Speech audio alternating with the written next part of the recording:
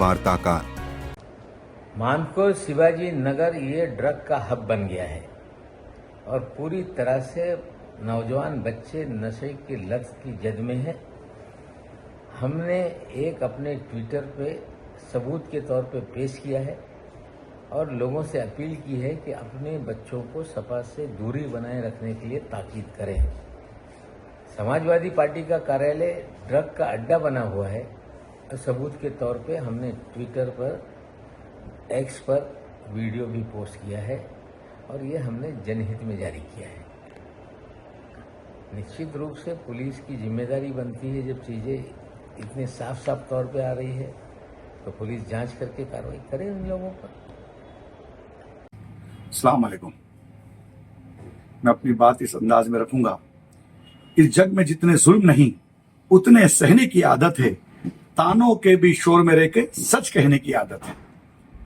आज खासतौर पर तमाम मुंबई, महाराष्ट्र और खासतौर पर गवंडी शिवाजी नगर के लोगों के सामने अपनी बात रखने के लिए आया हूं। कल मैं देख रहा था टेलीविजन पे एक गुलाबी रानी कुर्ला से निकलकर गवंडी के इलाकों में गमछा पहनकर, एक रुपट्टा ओढ़कर कि मैं शिवाजी नगर गवंडी से इलेक्शन लड़ने के लिए इसलिए आया हूं कि इस गवंडी शिवाजी नगर में ड्रग्स माफियाओं का इतना बड़ा जमघट है और बच्चे वहां पे ड्रग्स के आदतों में मुब्तला है, कई घर बर्बाद हो रहे हैं।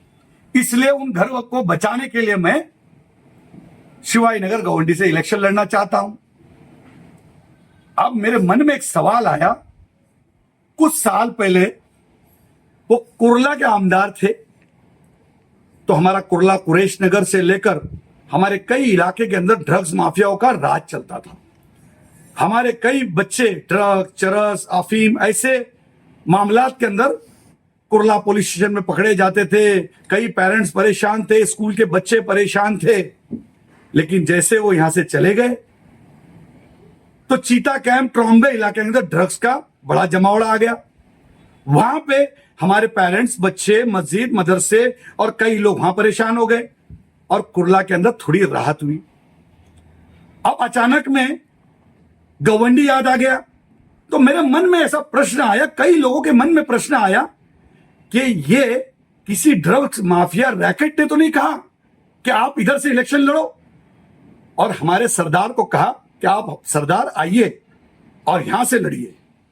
बड़ी अजीब बात लगी कि मैं ड्रग्स माफिया को खत्म करने के लिए आया हूं और आप अगर उनका रिकॉर्ड देखेंगे, कुछ ही महीने पहले या कुछ ही साल पहले उनका दामाद ड्रग्स के अंदर पकड़ा गया।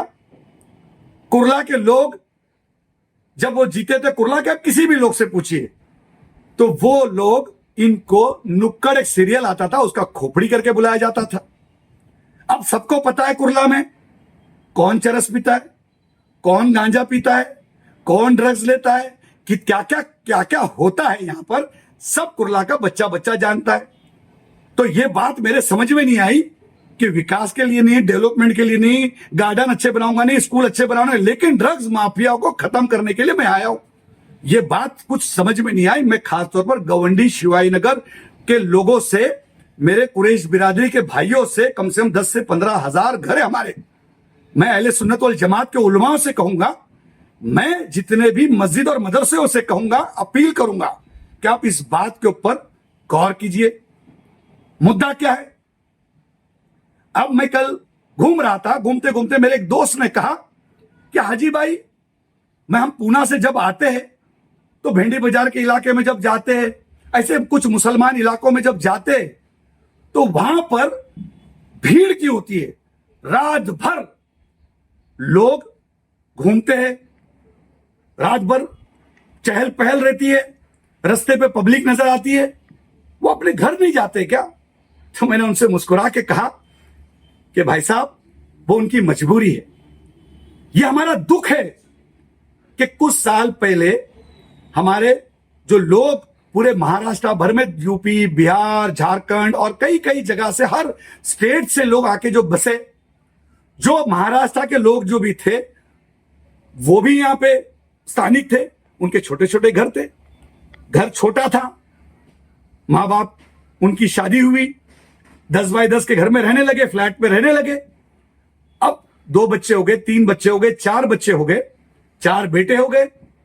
और वो बेटे होने के बाद जब उस माँ बाप ने उनके बच्चों की शादी सोची, एक शादी होकर एक भाई ने अपनी दुल्हन लाए, तो 3 भाई घर से बाहर हो गए।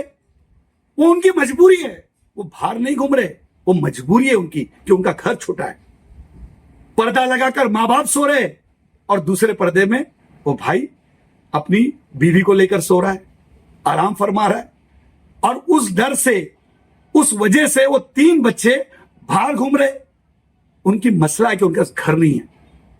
मैंने शिवाजी नगर गवंडी के लोगों को जब देखा, कुछ 10-12 साल के अंदर बहुत सारे लोगों ने अलग अलग आरोप लगाए, लेकिन अच्छे कार्यों को सलाम है। वो किसी भी पार्टी का नेता हो या किसी भी दल का हो। कुछ लोगों ने कहा कि इनलीगल घर बन रहे, कई नोटिस जारी की गई, कई सारी चीजें हुई। लेकिन वहां पर मैंने जब देखा, जिसके छोटे मकान थे उनके डबल माले के मकान हो गए और कई ऑफिशियल हो गए। और ऑफिशियल होने के बाद जो रास्ते पे बच्चे भटक रहे थे, वो 3 भाई अपने घर में जाके आराम से सोने लगे। ये काम ऐसे लोगों ने, वहां के स्थानिक आमदार ने किया। कुछ दिन पहले हमारे सज्जाद नुमानी साहब ने एक बयान किया, बड़े आलिम है, हिंदुस्तान में बहुत बड़ा नाम है, लाखों लोग उनको मानते हैं, कई लोग उनके मुरीद हैं। मैं सज्जाद नुमानी साहब से एक सवाल रखूंगा। आपने 2 रोज 3 रोज पहले एक बात कही कि जो कोई भी भारतीय जनता पार्टी को वोट देगा वो मुनाफिक है, वो इस्लाम से खारिज है। उनका हुक्का पानी यानी खाना पीना बंद कर दो, उनका बाइकाट कर दो, उनको घर से निकलने मत दो, उनसे कोई सामान लेना देना मत करो, और वो इस्लाम धर्म से खारिज है। इस तरीके की सज्जाद नुमानी साहब ने बात की। मुझे भी शौक हो गया कि डायरेक्ट लगता अल्लाह की तरफ से उनको फरमान आया होगा। इतने बड़े आलिम हैं, रात में सोए होंगे, फरमान आया होगा और उन्होंने कह दिया कि जो कोई भी किसी पार्टी के अंदर होगा और इस तरीके से चीज होगा तो वो इस्लाम से खारिज। बड़ा अच्छा फतवा उन्होंने निकाले।